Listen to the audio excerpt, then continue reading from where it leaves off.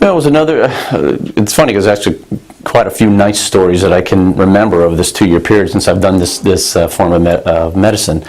They're related to our ability now to do house calls. If a patient is physically unable to do it, then we come out. And again, that's the beauty of it. Could I have done this in my old practice? Every once in a while I would, but I couldn't make it a routine part.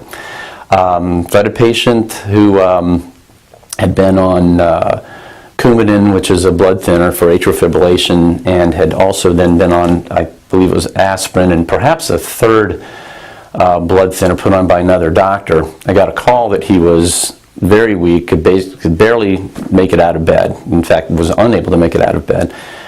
I urged him to call the ambulance, the emergency team to come, and he absolutely refused, and he was not going to go to the hospital. So I basically packed up my black bag, actually took my nurse with me, and we went out to his house and found him to be very pale, lying in bed.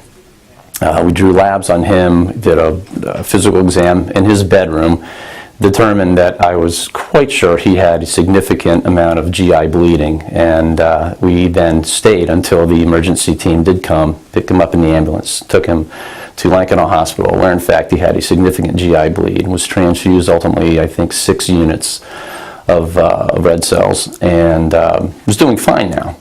But it was just nice to be able to go into a situation where ideally it would have been nice if he had called the ambulance from the get-go, but he wasn't willing to do that, so we could go out and intervene, but make sure he got the care he got. And he's doing fine now.